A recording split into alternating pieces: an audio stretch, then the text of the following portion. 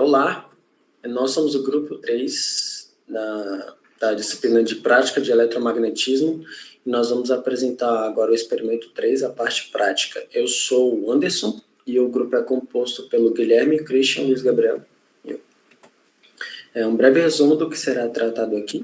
Vamos fazer uma introdução mostrando a teoria e os objetivos, mostrando os procedimentos experimentais, os resultados, a análise desses resultados e as conclusões.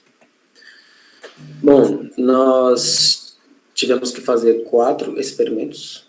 O primeiro é sobre a intensidade do campo magnético, o segundo, um galvanômetro, o terceiro, um microfone alto-falante, né?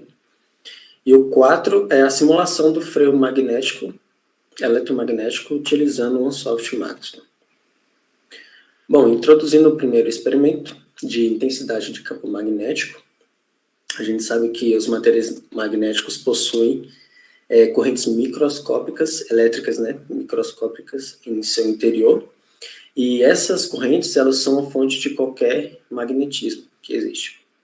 A intensidade do campo magnético gerado nesses materiais, eles variam com a distância. Então, quanto maior a distância, quanto maior a distância que o campo magnético está de um determinado ponto, menor a intensidade desse campo. Nesse experimento também, a gente tratou sobre as bússolas, que são equipamentos que possuem um ímã giratório, né, que tem polo sul e norte, onde o polo norte de cima aponta para o polo sul magnético da Terra, que esse polo sul magnético da Terra é o polo norte geográfico da Terra. Então, o objetivo desse experimento foi obter o gráfico da intensidade do campo magnético de um ímã em função da distância que o ímã está do ponto. E a segunda parte foi construir uma bússola. O segundo experimento foi a confecção de um galvanômetro. O que consiste? Quando a gente tem uma corrente elétrica que percorre um eletroímã, surge à volta desse eletroímã um campo magnético que interage com o campo magnético de um ímã. É um ímã permanente. A força magnética que surge dessa interação entre o campo magnético do ímã e o campo magnético do eletroímã move o ímã que está fixo a um eixo móvel. Esse eixo desloca consigo um ponteiro, que esse ponteiro indica um valor da corrente. Então, é um dispositivo para medir pequenas variações de corrente. E o próximo foi a confecção de um microfone alto-falante. A gente sabe que os dois são a mesma coisa, depende do tipo de entrada, né? Enfim, vamos explicar isso mais para frente. Os alto-falantes funcionam a partir da conversão de energia elétrica em energia mecânica. Daí os microfones funcionam ao contrário, né? Você coloca energia mecânica e ele vai gerar um sinal elétrico. Mas aqui, como a gente está falando sobre os alto-falantes, a energia mecânica comprime o ar e converte o movimento em energia sonora. Quando uma corrente elétrica percorre uma bobina, um campo magnético é induzido. Esse campo interage com o campo magnético de um ímã permanente fixado ao alto-falante. Como a gente sabe, cargas iguais se repelem e cargas diferentes se atraem. Quando o sinal de áudio é enviado através de uma bobina e a forma de onda dessa música se move para cima ou para baixo, a bobina é atraída e repelida pelo ímã permanente. Isso faz com que o cone que está preso, fixado à bobina, mova-se para frente ou para trás, ou dependendo da orientação, para cima e para baixo. E isso cria a diferença de pressão no ar, né? A gente move o ar e isso a gente percebe como som. Então, o objetivo desse experimento foi desenvolver um alto-falante que é capaz de reproduzir o som com fidelidade. O quarto experimento consiste na simulação do freio magnético, eletromagnético, utilizando um soft Maxwell. Considere um ímã caindo dentro de um tubo de cobre. Para todo movimento relativo que existe entre esse ímã e o material de cobre, que é o condutor, é constatada uma corrente elétrica. E, de acordo com a lei de Lenz, essa corrente elétrica tende a se opor ao fluxo magnético do ímã. de forma que é produzido um campo magnético de sentido contrário ao campo magnético do ímã. Consequentemente, uma força magnética ela surge dessa interação e ela é contrária à força gravitacional, ou seja, quando o imã está caindo, existe uma força magnética puxando esse imã para cima, que faz com que esse imã caia em velocidade constante, né? Então, ao deixar o imã cair dentro de um tubo de cobre, vemos a força magnética gerada a partir dessa corrente elétrica induzida no tubo, freando o movimento de queda do ímã. Então, o objetivo desse experimento foi simular um freio magnético no soft Maxwell e analisar o comportamento dessa força eletromagnética. Guilherme? Bom, boa noite. A gente vai falar aí um pouquinho dos procedimentos experimentais para a gente produzir, que a gente teve que fazer para confirmar, né, todas as teorias que a gente já tinha. Então, a primeira aí foi do campo magnético, né, o magnetômetro. Então, primeiramente, a gente pegou um celular. Nesse celular, a gente instalou um aplicativo que conseguia fazer a medição do campo magnético, né? E aí a gente pegou um ímã e uma régua. Como que foi feito isso? A gente posicionou um ímã em diferentes distâncias do celular e foi medindo essas distâncias. Além de medir também o valor que estava sendo exposto no aplicativo, né? E aí a gente ia variando essa distância e anotando o valor, variando a distância e anotando o valor. E aí no final foi obtido um gráfico que mostra a relação entre a distância do ímã com a força magnética a força magnética que ele emite, né, o que está sendo recebida ali pelo celular. Acho que já pode mudar aí. Aí a gente tem um gráfico, a gente pode ver que ele tem um formato exponencial aí, né, o logaritmo, que ele tem um decaimento muito forte, né? Quanto maior a distância, menos intenso é o campo, e quanto mais próximo é desse objeto, ou desse objeto que emite o campo magnético, mais forte é a presença desse campo, né? Então a gente conseguiu ver que existe uma relação, um decaimento exponencial dessa força magnética, dessa intensidade magnética pela distância, né? Então, tá aí o vídeo.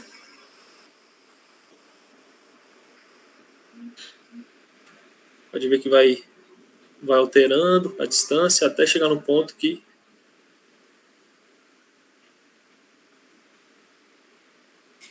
foi esse, então, o primeiro experimento. O segundo experimento foi a intensidade de campo magnético, né? Só que agora a gente fez uma bússola. Então, basicamente, a gente pegou uma ponta metálica de um compasso, a gente magnetizou ela com ímã, então a gente meio que imantou ela, pegou um ímã um pouco mais forte e passou na estrutura. Depois, essa ponta foi colada em um pedaço circular de isopor. Depois a gente colocou esse isopor junto com essa ponta para flutuar num copo de água, porque para ele ter livre movimentação, ele conseguir se movimentar de forma livre com pouca resistência.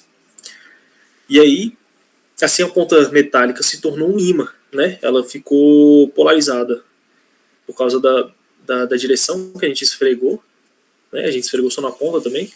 Então a gente tinha um ponto da ponta que era negativo e outro que era positivo, né? Sul e norte, vamos dizer assim.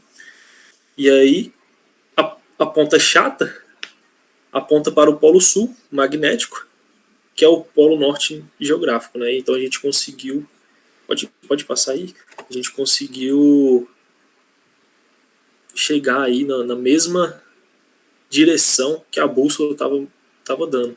Você pode ver que às vezes passa uma mão aí, a gente perturbando esse campo magnético com ímã. E aí a gente vê que ela sempre volta para a mesma posição, mostrando ali, apontando sempre para o norte. Acho que o vídeo deu uma travadinha. Mas tá indo. Olha lá, mostrando sempre para o norte. Pode perturbar ela com o ímã que ela sempre volta. O galvanômetro, a gente necessitou primeiro retirar o fundo de uma tampa de garrafa e enrolar um fio de cobre esmaltado, fazer uma bobina, né? Vários enrolamentos de espiras. Posicionar 2 ímãs de neodímio e um contrapeso no meio de uma agulha. Então tinha os 2 ímãs, a agulha no meio. Em uma das pontas da agulha fixar um fio de cobre, que servirá de ponteiro, né? Que era o ponteiro, que é essa parte que sobe o galvanômetro. Fazer 2 furos na borda da tampa para posicionar a agulha, né? Para ele ter movimentação e ficar fixa, ela poder rodar, né? A gente fez um experimento, uma simulação, né? Que é justamente isso, uma bobina, um ímã que é um pouco inclinado, né? E aí a corrente que passa na bobina faz com que esse ímã sofra um momento. E esse momento, essa força, né, que a bobina vai fazer no ímã, vai nos dar a corrente que está passando naquela espira, né? Então pode passar aí. Então na frente desse conjunto foi posicionada uma placa de plástico com papel branco colado, dá para ver lá. A gente fez uma graduação dos valores que esse galvanômetro pegava de corrente, tirou o esmalte de 2 pontas do fio da bobina, né? Por quê? Porque lá é onde a gente ia colocar a corrente, onde a gente ia colocar a fonte que iria nos fornecer a corrente.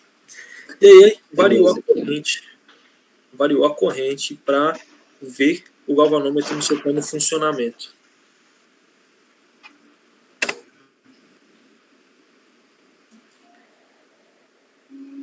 Dá para ver a fonte.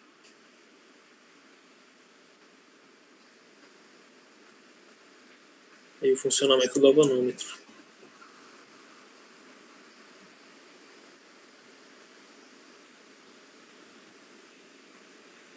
O galvanômetro trabalha com correntes baixas, né?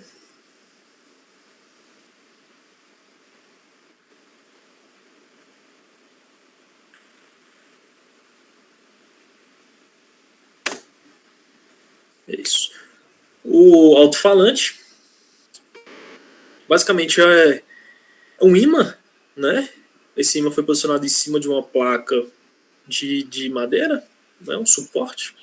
Esse ímã era permanente, um ímã de ferrite.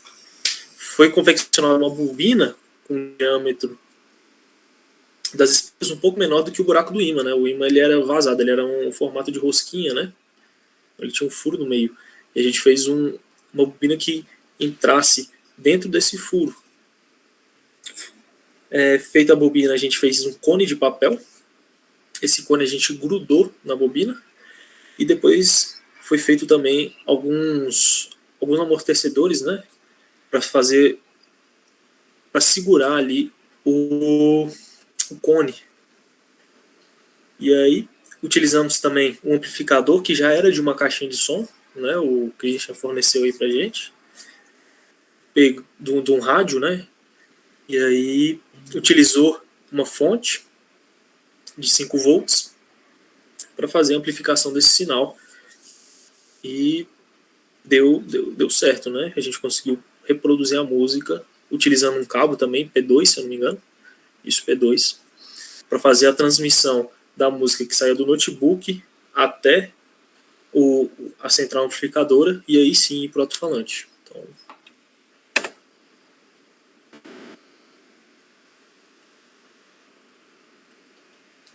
dá para ver ali o amplificador, né? A fonte alimentando o amplificador. Embaixo o ímã.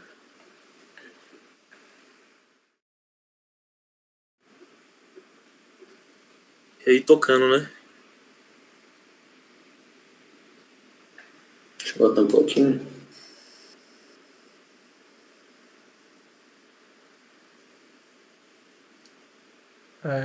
Era pra sair um áudio e aí não tá saindo. Se por causa do copyright, se a gente colocar o YouTube dá strike no vídeo. Mas tá saindo perfeitamente. Né? O professor atestou, todo mundo aqui do grupo atestou, foi até uma surpresa, né? Porque ninguém esperava que saísse tão alto, né? O negócio realmente... Foi bem bom mesmo. Bom, pode ir. O próximo procedimento foi a simulação de um freio eletromagnético, né, no Ansoft Maxwell, que aí a gente vai passar um vídeo mostrando essa simulação acontecendo, tudo certinho. Basicamente foi criar essa simulação, criar esse freio magnético dentro do ambiente do Ansoft, perdão, Ansoft Maxwell, Adams é outro, Ansoft Maxwell, e aí a gente simulou lá o freio magnético. Dando continuidade aos experimentos, vamos fazer esse último aqui, que consiste na simulação de um freio magnético utilizando um OneSoft Maxwell. Como vai ser o processo da simulação? A gente vai desenhar um modelo, vai colocar as excitações, as condições de contornos, o setup para análise e a gente vai ver os resultados. Bom, a estrutura, o desenho que a gente vai fazer vai ser isso daqui. A gente tem um coração, núcleo, né? Em cima desse núcleo a gente tem uma placa e dentro dessa estrutura a gente tem uma bobina, a gente pode ver nessa terceira imagem aqui, circulando a estrutura interna. E o que a gente vai perceber é como é que a força magnética interage com essa placa aqui, conforme a gente aumenta essa distânciazinha aqui. Tá vendo aqui, ó? A distância entre a placa e o núcleo. Aqui a gente tem as dimensões, aqui a gente tem uma vista cortada, né? Tá aqui o air gap, a gente vai variar esse air gap e vai ver como é que a força eletromagnética interage com essa placa aqui, variando essa distância. Então, eu estou aqui com o Maxwell aberto, vou abrir um novo projeto, vou renomear para freio magnético. Vou inserir um novo projeto, 3D Design. E a gente vai desenhar essa primeira estrutura aqui, que é um núcleo. Então vamos lá, selecionar o cilindro.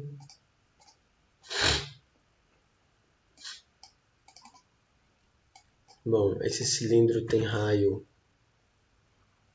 25, né? E altura 20.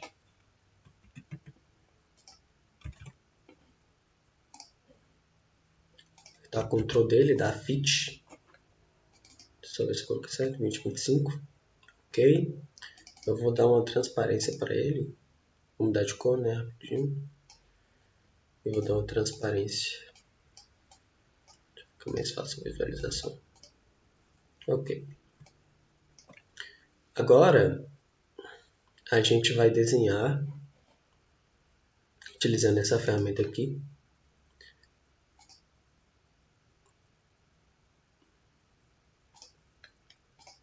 bom, a gente só vai editar o tamanho dele agora, que a gente está desenhando essa estrutura aqui. É 20, né? 20.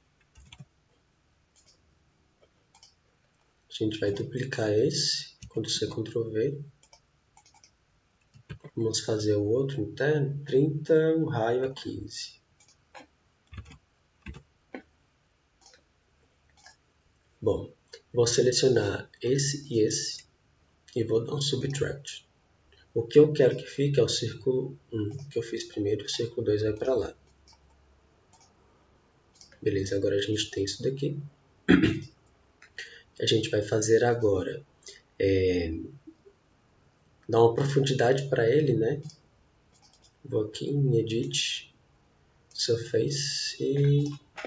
Perdão, vou selecionar ele aqui. Aí aqui eu clico com o botão direito e venho em Edit, Surface, Chicken Sheet.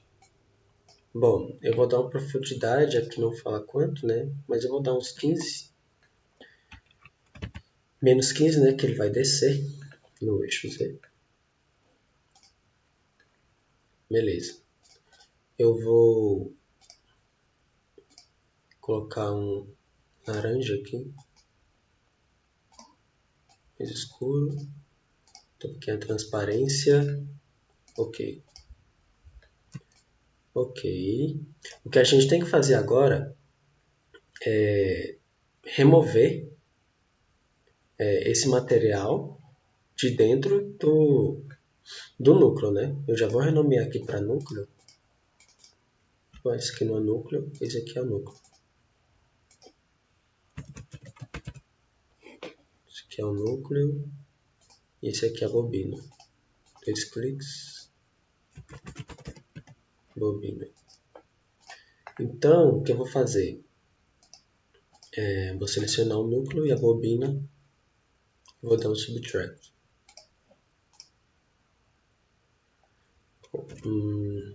Fazer melhor. Selecionar o núcleo e a bobina, vou dar um subtract e vou marcar essa opção aqui, porque ele vai manter a bobina, mas também vai fazer o buraco dentro do núcleo. Se a gente fazer uma seção aqui agora, deixa eu pegar esse plano aqui, deixa eu ver, esse plano, botão direito, a gente pode ver agora que a gente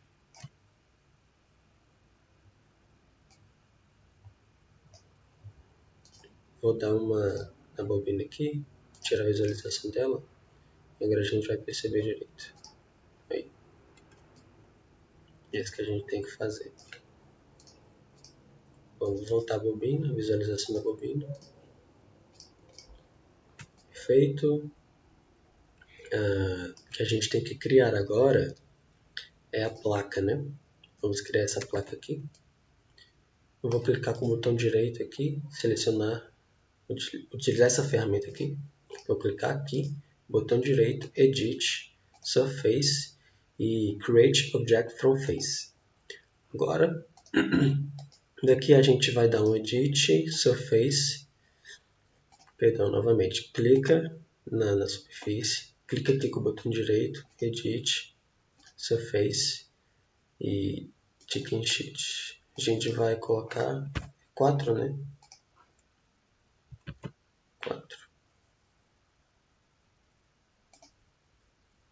Beleza. Vou pegar essa tampa. Vou renomear ela para placa.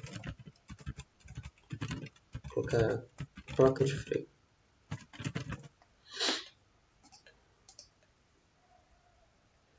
Ok. Vou mudar a cor dela, colocar um pouquinho mais claro. Certo. A gente tem que subir a placa, né? Então, vamos utilizar a ferramenta Move. Antes disso, eu vou selecionar esse plano aqui, o Z, Y. Isto. Placa de freio, Move, vou clicar aqui. Pressionando o Z, eu vou clicar aqui. 2 vezes. Ok. Só que agora, a gente tem que variar essa distância aqui. Como é que a gente faz isso? A gente vem aqui. Eu vou colocar, qual é a altura aqui? 20, 24 milímetros mais um gap. Quando eu der um ET, ele vai pedir para eu colocar um valor de gap. Então, eu vou colocar 0.3. Aqui em unidade type eu vou colocar length. Ok, milímetros. Vamos ver se ficou certo. Certinho. Por exemplo, se eu colocasse o gap, eu posso clicar aqui em alterar o valor do gap. Eu vou colocar o gap 2 milímetros. Ele aumenta. Mais tarde eu vou mostrar como é que varia. Vamos analisar a força para cada variação do gap. Eu vou deixar aqui em 0,3 milímetros inicialmente. Está faltando o que na estrutura? Selecionar esse plano aqui novamente. Está faltando esse rasgo aqui no meio. Então vou clicar aqui. Clicar embaixo, né?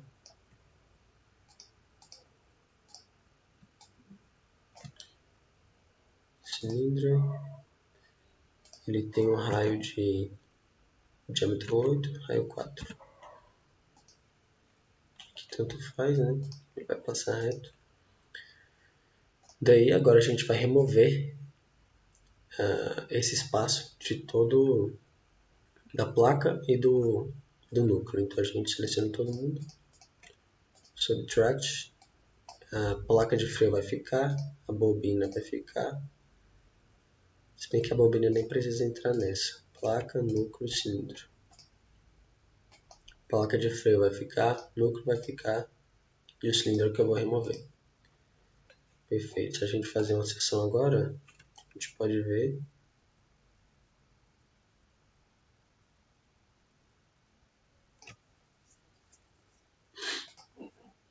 Ok, deixa eu só conferir uma coisa aqui. Deixa eu tirar a visualização da placa. Visualização da bobina também. Quero ver isso aqui.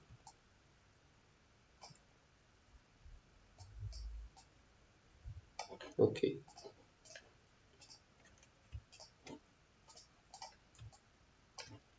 Placa, habilitar a visualização. Tá faltando mais uma coisa, que é os furos aqui. Então, vou olhar daqui de cima. Fazer um cilindro. Deixa eu aumentar aqui.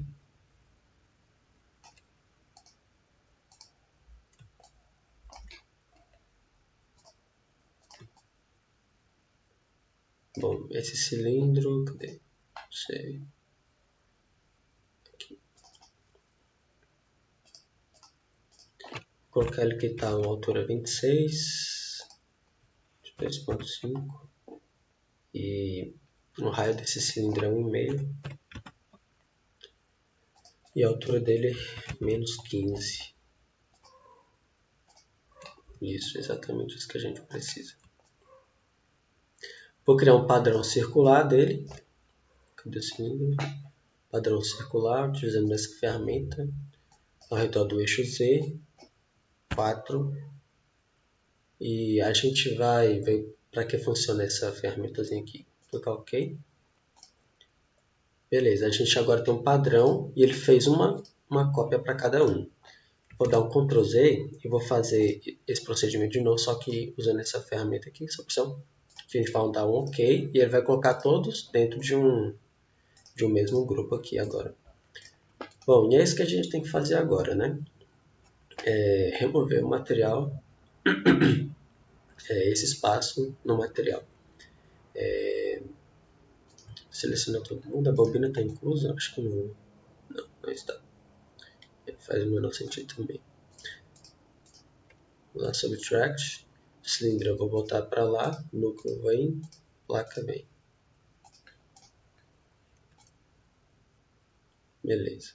Agora a gente tem uns furos. Se a gente ver aqui.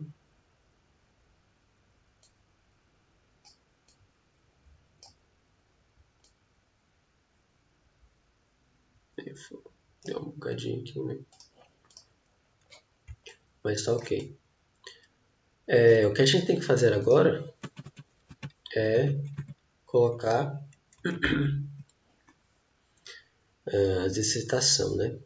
Então eu vou só pegar essa placa aqui, tirar a habilitação dela, visualização.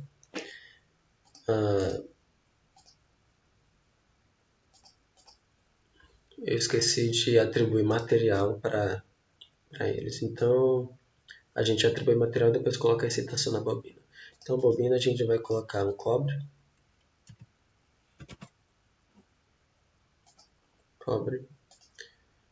o núcleo e a placa são de ferros. Pode digitar, na verdade, aço, né? Vou colocar esse aqui mesmo. Ok. A bobina, a gente vai vir aqui em Edit, Surface e Section. A gente vai criar no na seção, no eixo, no plano ZY. Beleza. A gente vai em Edit agora e separar, né? Boolean Separate Bodies. A gente tem duas seções agora, a gente precisa só de uma. Essa daqui eu vou excluir. E essa daqui eu vou colocar em citação. Citation Current. Bom, o que eu vou fazer aqui agora é colocar a amplitude, criar outras duas variáveis, que a corrente agora vai variar com a quantidade de voltas que a gente tem nessa bobina. A gente vem aqui em Stranded, ok? Daí, a nome corrente, unidade a corrente, unidade ampere, o valor, eu vou colocar 1 de amplitude, porque ele vai variar de acordo com o número de voltas. Agora o tone, na unidade corrente, a gente deixa aqui não marcado, e inicialmente eu vou colocar 200 voltas. Ok? As variáveis que a gente criou fica aqui, ó, você clica duas vezes aqui em cima, e elas aparecem aqui. Então, beleza. Se a gente vir aqui, ó, nesse texto, a gente vê que tem uma corrente. Tanto faz ela estar nesse sentido para cá, faz diferença. E é isso. Com a excitação colocada, a gente precisa, na bobina, na placa de freio, vou habilitar ela aqui agora, a gente precisa colocar que ela vai receber uma força, né? A gente quer analisar a força nessa placa. Então, a gente deu um OK, ela aparece aqui. Isso é importante. O que a gente tem que fazer também é colocar a condição de contorno, que é placa de freio, vou tirar a habilitação. Essa bobina aqui, ela está encostando no núcleo de ferro, de aço, né? Então, vai passar a corrente daqui para cá. A gente quer que daqui para cá esse material tenha um isolamento. É como se a gente estivesse esmaltando a bobina de cobre, né? Todas as espiras da bobina. Então a gente vem aqui na bobina, Assign Boundary, e a gente coloca essa opção aqui. A gente vê que ele está totalmente isolado. Pronto, já posso habilitar você. O que a gente vai fazer agora, colocar a região de análise, eu vou colocar aqui 100%. Tirar a visualização dela para não ficar aparecendo essa volta. Ok, a análise aqui está faltando a nossa análise de setup. A gente colocou o padrão aqui. Quanto mais eu colocar aqui, mais vai demorar. Essa simulação aqui demora. Primeira vez que os testes que eu fiz, né, na verdade, demoraram meia hora para ter resultado. Então demora um pouquinho. Então a gente vem aqui Optic Metrics e colocar essa opção aqui. Pode ver que não tem nada, a gente adiciona. Aqui a gente vai colocar a variável gap, porque a gente quer ver quanto gap é a variação da força quando a gente varia o gap. A gente também poderia fazer essa análise para o número de voltas. Qual é a força quando o número de voltas aumenta ou diminui? O número de voltas na bobina. Então a gente vai aqui adicionar o gap, linear step. A gente vai começar em 0.2. A gente vai parar quando esse gap for de 1 milímetro e a gente vai de 0,1 milímetro em 0,1 milímetro. A gente adiciona, ok. A gente vem aqui em Table e vai aparecer todos os gaps que a gente definiu. Options, Save Fields and Mesh. Ok.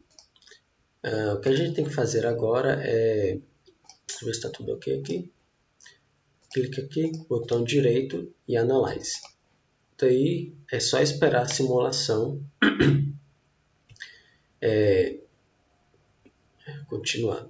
Daí, quando a simulação terminar, você vê aqui em Results, Create Magnetostatic Report, Rectangular Plot. A gente vai analisar a força variando com o gap. Então a gente vem aqui em Force Mag, New Report. Ele vai gerar para a gente esse gráfico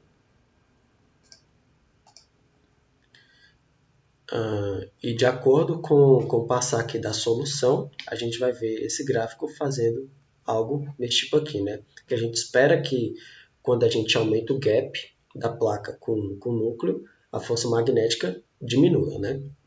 Então, eu já fiz essa simulação, então eu vou mostrar o resultado para vocês.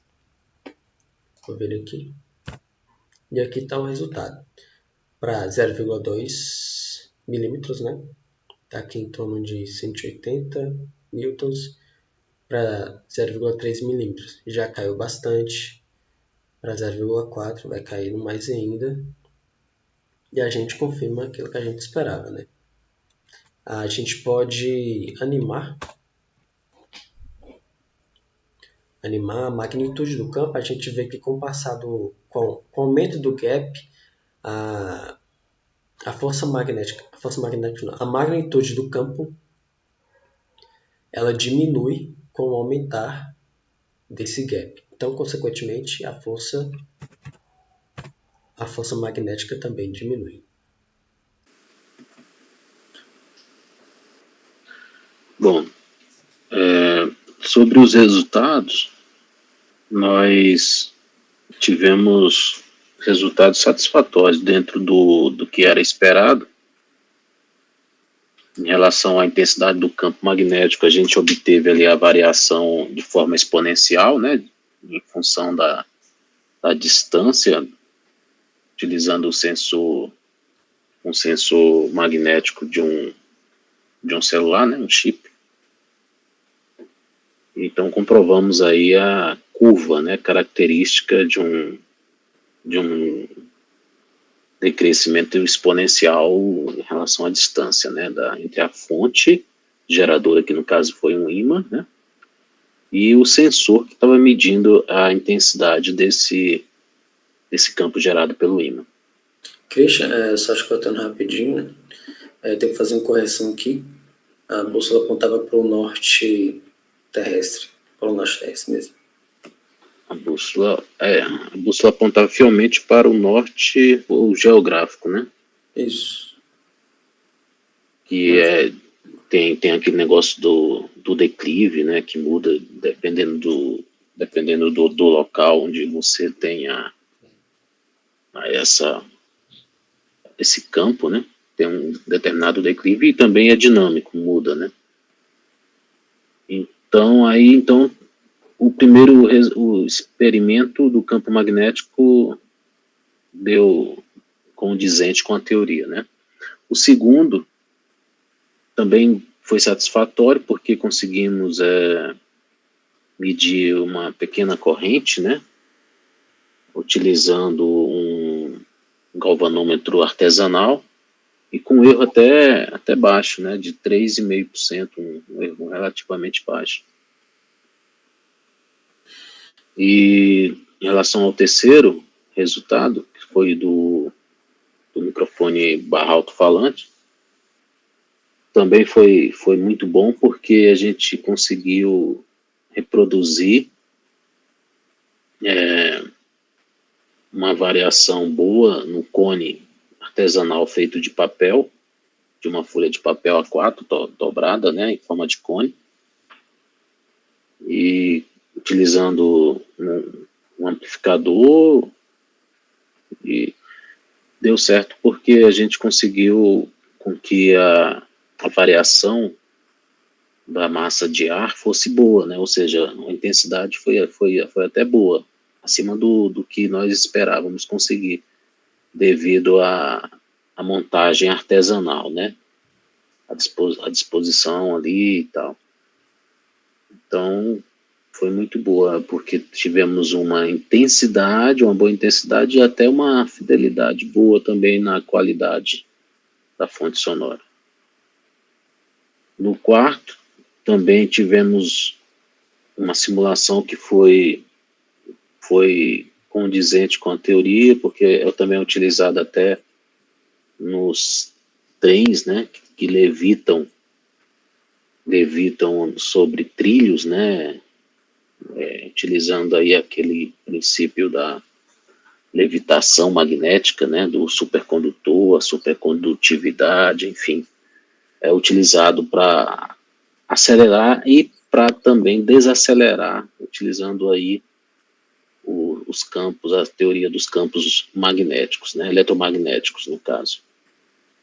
Então, a simulação comprovou isso aí, que de fato, de como é que funciona e como que deve ser feito para que haja o freio, né, a frenagem eletromagnética. E é isso. Ok. Bom, agora a parte da análise dos resultados. Alguém tem algum comentário desse primeiro experimento? Acho que a bússola ficou bem boa, né? Assim, apontando certinho para o norte geográfico da Terra. Ela estava até apontando mais rápido que a bússola normal, né?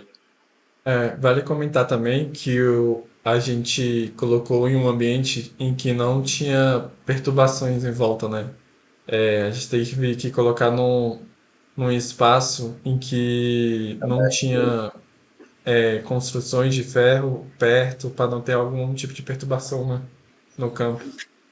O professor até falou, né, que a gente estava fazendo um lugar lá e a bússola não estava tão acurada, né? Sim. Tanto a do celular também. As duas, né? A gente testou num lugar onde as duas estavam apontando para o leste. E aí quando tirou, né, foi pro lugar sem interferência, parece que deu certo. Eu fiquei impressionado com o alto-falante, cara. O alto-falante me pegou, viu? Ficou bom, né? Eu achei que funcionaria tão bem quanto funcionou. Realmente, ficou bem alto, né? Bem alto. Até assustou na hora, porque tava dando meio errado, né? Porque a gente tentou fazer ali acionar o amplificador ali com a bateria, né? De 9 volts, mas não ligou nem nada. A gente até pensou que não estava funcionando, mas quando a gente colocou a fonte, aí o trem saiu e saiu rasgando mesmo. Aí foi bom. A gente também pensou que não ia ter tanta qualidade assim, porque tava tendo um atrito com a bobina dentro do ímã, né? Então a gente achou que não. A gente conseguiu uma posiçãozinha lá que ele conseguia passar livremente, né? Mas tinha um pouquinho de atrito mesmo. A gente percebeu que essa dinâmica, essa livre movimentação ali em cima, dentro do orifício, né? É que fez com que, ou seja, a livre movimentação deslocando a massa de ar em volta é que faz, né? Que produz aí que transfere a energia elétrica da bobina, né, a variação da energia elétrica da bobina em variação da pressão sonora, né, no cone, fazendo o som percorrer até os nossos ouvidos e fazendo aí se for fazer um paralelo com o microfone, funciona o microfone dinâmico, né, ou até o microfone de eletreto. A gente tem aí também uma variação de um diafragma, excitando no caso do eletreto, um transistor, né, uma base de um transistor, ou gate de um transistor, se for MOSFET. Com isso, fazendo variar uma corrente sendo captada por um pré-amplificador, né, no caso de um microfone. Faz o percurso contrário. A gente não testou, né, se ele funcionaria como microfone também, né? Eu acho que... Seria, com certeza funcionaria, né? A gente só não, se tivesse... só não testou isso, né? Não tentou fazer uma gravação utilizando ele, né? Acho que seria interessante também. Interessante fazer. O do galvanômetro também foi bastante interessante, ficou bastante sensível o nosso galvanômetro, né? Bem baixo, né? Tava cravando certinho, né? Sim, ficou bom. Bom, conclusões. Como o Christian falou anteriormente, os 4 experimentos ele comprova o que diz a teoria, né, sobre campos magnéticos e campo magnético induzido. No experimento 1, a gente pôde verificar, né, o comportamento da intensidade do campo em relação à distância, né? Entender o funcionamento das bússolas. O segundo experimento, que é o galvanômetro, foi possível, né, determinar variações de correntes com muita precisão, né? No caso, o galvanômetro ele detecta, né, campos magnéticos em pequenas correntes, né? E o terceiro, o microfone alto-falante, foi possível entender o funcionamento, né, do alto-falante, como ele funciona na teoria e na prática, né, e foi possível, assim, confeccionar um alto-falante, foi bastante legal fazer isso. E na simulação de freio eletromagnético, né, que foi possível simular um freio eletromagnético e verificar o comportamento da força magnética. E é isso, essas são as nossas referências. Alguém tem mais algum comentário? Senão a gente encerra aqui.